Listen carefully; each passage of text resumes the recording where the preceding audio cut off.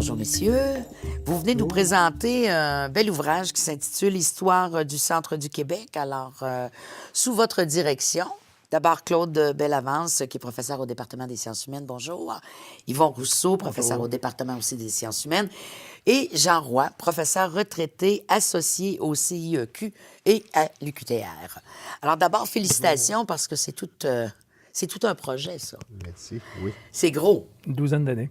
Une douzaine d'années, c'est ça. Donc, c'est parti comment? Ça s'est fait comment, ce projet-là? Une demande ou une initiative de votre part? Moi, je dirais que c'est surtout une demande de ceux qui dirigeaient la collection, puisque c'est la dernière histoire régionale de toute une série. Et comme la région est la toute dernière région créée au Québec, c'est elle qui a eu sa dernière histoire. Et c'est l'INRS qui avait démarré, avant ça, c'était appelé l'IQRC, qui avait démarré le chantier des histoires régionales. Et Oui. il est venu à un moment donné, que c'était notre tour. Alors, au Centre d'études québécoises, au Centre interuniversitaire d'études québécoises, on s'est plus ou moins porté volontaire pour la Mauricie, la Naudière et Centre du Québec. Et vous dites que le projet a débuté il y a quoi? Il y a une douzaine d'années? 99, je dirais. 99. Moi, j'ai embarqué dans le projet pas longtemps après le démarrage. Et c'est ça, en quelque part, c'était la plus jeune région. Et la commande, c'était un peu de... Bon, on souhaitait que, comme pour les autres régions, cette région-là, cette jeune région, ait éventuellement sa propre histoire, comme les autres régions.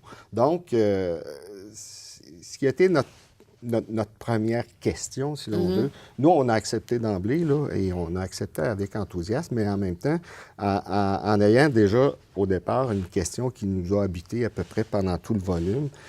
On savait que c'est une région administrative qui est née du détachement d'une partie, la partie sud de l'ancienne région 04, là, qui englobait la Mauricie, les Bois-Francs, Drummond, et tout ça. Et donc, ce qui était le départ, on s'est demandé, est-ce que c'est véritablement une région? Dans le sens, on sait qu'on l'a créé, l'État l'a créé administrativement, mais est-ce que c'est une région historique? Est-ce que c'est une région qui a un vécu, en quelque sorte, en tant que région? C'est un petit peu le point de départ. Mais c'est venu de la part du milieu, j'imagine. La demande est venue du milieu, puis on dit... En tout cas, le soutien a été très, très, très, très fort du milieu. C'était quand même un projet qui a coûté quand même 2 million. Et les fonds viennent essentiellement du milieu. Mais vous savez, la question du territoire vécu, de la région vécue, c'est qu'on ne se pose pas la question pour un Beauceron, un Gaspésien, un Madelinois, un Mauricien même. Il y a une région vécue très, très, très forte. Dans le cas du centre du Québec, c'est plus complexe un peu. On s'est posé la question au départ, puis comme Yvan l'a dit, ça nous a suivis tout le long, puis on a mieux compris certaines choses. Mais en même temps, qu'en faisant cette histoire-là, on a découvert tout ce qu'il y avait de commun quand même à cette population-là. Oui. À travers les périodes qu'elles ont traversées, les contextes historiques qu'elles ont traversés, l'expérience de ces familles, de ces femmes, de ces hommes et tout ça, l'expérience dans le temps a fait en sorte qu'ils ont partagé beaucoup aussi. Alors, si spontanément, dans leur histoire, à chacun dans leur patelin, tout ça, il y avait beaucoup de différences. Nous, on est de tel coin, on a telle famille souche, on a telle caractéristique, telle usine, ou ce que vous voulez, telle pratique culturelle. Il n'en demeure pas moins que, par exemple, au 19e siècle, ils ont tous connu l'époque de la colonisation, où on a la forêt a laissé la place à un paysage agricole qui est le paysage centricois d'aujourd'hui. Mais ça reste aussi que le territoire est quand même assez, je dirais, étendu. Géographiquement parlant, là, est-ce qu'on peut dire ça de cette région-là? Est-ce que c'est quelque chose qui pourrait la distinguer? C'est très, très, très étendu. Il me semble que... Ouais. Contrairement à certains autres territoires, le centre du Québec a des parties de territoire rattachées à d'autres grandes administrations. Oui. Avec l'Estrie, entre autres, j'imagine. Je prends le diocèse. Oui. Le diocèse de Nicolet. Oui. Qui s'accapare, en gros, 70 à 80 des paroisses du territoire. Mais il y a 20 qui se rattachent plutôt au diocèse de Québec. Alors, c'est des questions sur lesquelles on doit se poser quant à la direction que prennent les églises diocésaines. Finalement, on s'aperçoit que ce qui se passe dans le diocèse de Québec ressemble beaucoup à ce qui se passe dans le diocèse de Nicolette, avec peut-être certaines nuances, mais dans les grandes tendances du catholicisme, c'est assez semblable. Oui, mais il faut aller voir comment ça se pratique ici et là. Ici et là, c'est ça. Il y a une vingtaine de chapitres, messieurs, à l'intérieur de ce livre-là. Je sais que vous êtes les directeurs, d'une certaine façon, c'est sous votre direction, mais vous avez eu beaucoup, beaucoup de collaborateurs. Alors, quelles ont été finalement vos principales thématiques, les principales voies que vous avez voulu explorer? Peut-être d'abord sur les collaborateurs. Oui. Il y a vraiment un véritable travail d'équipe derrière ce gros livre-là qui fait plus de 1000 pages. Bien, oui. À une certaine... Et même, je dirais que pendant une dizaine d'années, ça a ressemblé à un véritable chantier. Je me souviens qu'à une certaine époque, on avait des étudiants qui effectuait le dépouillement de la presse régionale parce qu'on l'a quand même assumé depuis le milieu du 19e siècle. Et il fallait voir un peu quelles étaient les traces de l'histoire de cette région-là. Et en gros, on parle d'une vingtaine d'assistants de recherche qui ont été mobilisés à différents moments de la réalisation de l'ouvrage. Et c'est des étudiants qu'on avait dans nos programmes d'études québécoises qu'on retrouve aujourd'hui, qui pour plusieurs sont plus ici. Certains ont fait le doctorat, d'autres sont rendus dans des ministères. C'est sûr que sur 12 ans, ça bouge. Oui, hein? effectivement. Mais quels étaient, finalement, comme vous, M. Roy, vous êtes particulièrement intéressé à tout l'aspect culturel de la région, les médias et tout ça, le cinéma. C'était plus à ce niveau-là, vous, que vous aviez finalement des objectifs de recherche ou... Une des particularités de l'étude de cette région, c'est que, pour ce qui ça me concerne, j'ai fait la plus grande partie de mes recherches sur le diocèse de Nicolette. Ah bon, c'est ça. Sur une partie du territoire du centre du Québec. Donc, j'étais un peu préparé à rédiger, sous forme de synthèse, beaucoup d'articles que j'avais rédigés ou de contributions à des volumes. Oui. Par ailleurs, ce qui est le cas pour mes deux collègues, par ailleurs, les grandes questions que nous posions, on a continué à les adresser à un autre territoire. Et là, c'est là qu'a dû intervenir la recherche neuve. Oui, parce que un ouvrage comme ça se présente comme un ouvrage de synthèse. En théorie, ça devrait être un ouvrage de synthèse. Dans toutes ces histoires-là, que ce soit celle de Mauricie, il y a toujours une part de nouvelles recherches pour compléter ce qu'on ne sait pas.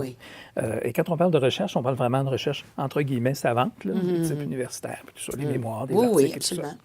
Et mais dans le cas de Centre du Québec, il n'y en avait pas beaucoup. Alors, il a fallu que la part de nouvelles recherches, c'est pour ça qu'on parlait d'un chantier, soit beaucoup plus grande, par exemple, que dans la région voisine, parce qu'il y avait assez peu d'études. Il y en avait là, des fortes intéressantes. Puis il y avait des belles monographies aussi locales là, faites pour des histoires de villes ou des choses comme ça qui étaient vraiment intéressantes, mais qui n'étaient pas à date, qui n'étaient pas encore utilisables telles quelles. Pour toutes sortes de raisons, notamment parce que c'est pas le même public qui est visé, puis tout ça. Et vous, qu'est-ce qui vous intéressait, vous, davantage? Quel était je dirais, objectif de recherche? Je ne sais pas si c'est le terme exact, mais disons votre thématique. Bon, partager ça. Moi, ça a été ce qu'on appelle la socio-économie. Oui. Alors, j'ai traité beaucoup des bases économiques et industrielles de la région, mais avant ça, au 19e siècle, de tout l'avènement de l'agriculture aussi, parce que c'est la première occupation des Centricois au 19e siècle. Avant qu'au 20e siècle, ça change. Et puis, et là, j'ai rencontré aussi toute une question environnementale aussi qui m'a beaucoup interpellé. On ne se doute pas à quel point les changements rapides qui ont eu lieu en l'espace de quelques décennies dans cette région-là a fait en sorte, comme je disais tout à l'heure, de construire un paysage complètement différent dont on a hérité par la suite. Parce qu'il est semblable aujourd'hui au 19e siècle, mais très dissemblable à ce qu'il y avait au début du 19e siècle, par exemple. Et toi, Yvan, c'était à quel niveau davantage? Okay, souvent, on a travaillé beaucoup en collaboration aussi, donc il fallait s'entendre sur, sur ce que, par exemple, Claude allait couvrir sur le fait industriel, par exemple. Et ce que moi, j'allais couvrir de mon côté, parce qu'on partageait quand même certains chantiers.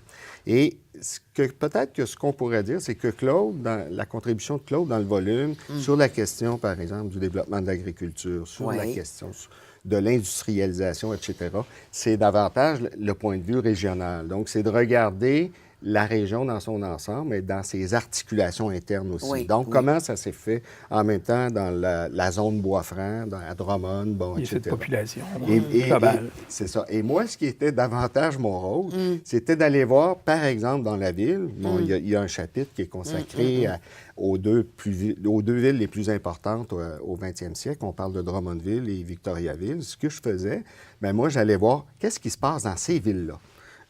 Comment changent les modes de vie? Qu'est-ce que l'arrivée de la grande entreprise, par exemple, implique en termes je dirais, de réorganisation de tout un milieu de vie? Bon, je regardais ça. J'ai fait la même chose pour le monde rural aussi, où là, il s'agissait un petit peu de regarder ces choses-là à cette échelle-là. Ouais.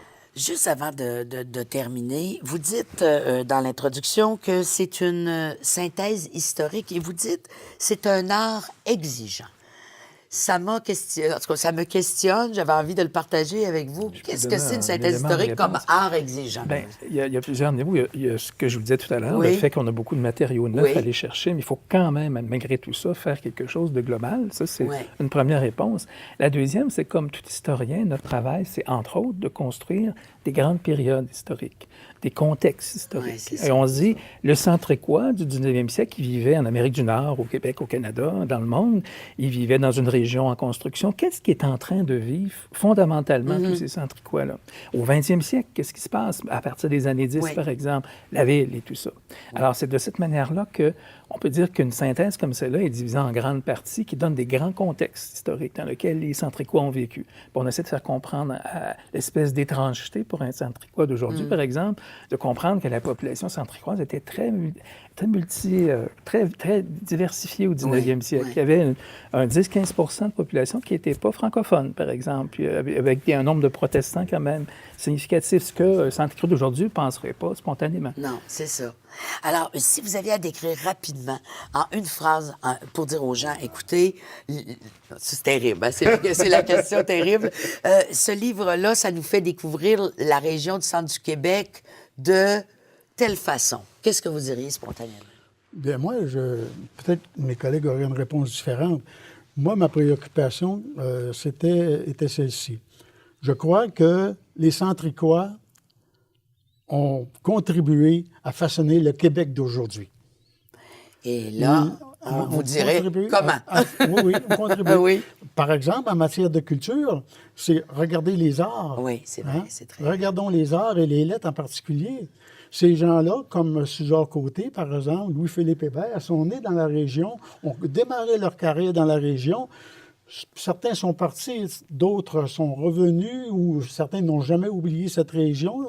Je pense à Suzor particulièrement. Oui, alors, finalement, l'histoire des arts au Québec ne se construit pas sans cet homme ou sans d'autres. Ah, c'est bien, c'est intéressant. Alors, je pense que notre livre fait sortir ça. Entre autres, et vous, est-ce que vous êtes d'accord, j'imagine, avec ce que M. Roy dit, mais vous en pensez quoi, vous, spontanément? Sur qu'est-ce qu'on peut retenir. Oui. Puis peut-être que si on revenait sur la question qui était au départ de la recherche, donc est-ce que c'est une région vécue, est-ce que c'est une région historique? On arrive avec une réponse très nuancée à certains égards. En tant que, si on considère la région comme un fait, pas un fait, mais une réalité globale en quelque sorte, c'est pas si évident que ça. Donc, ce qu'on découvre à travers le volume, c'est aussi la formation de ce qu'on pourrait appeler des sous-aires régionales. Donc, il y a des milieux de vie, effectivement, puis il y a une région vécue. Il y en a peut-être 3. Il y en a une dans le pôle Bois-Franc en particulier, autour d'Arthabasca, Victoriaville.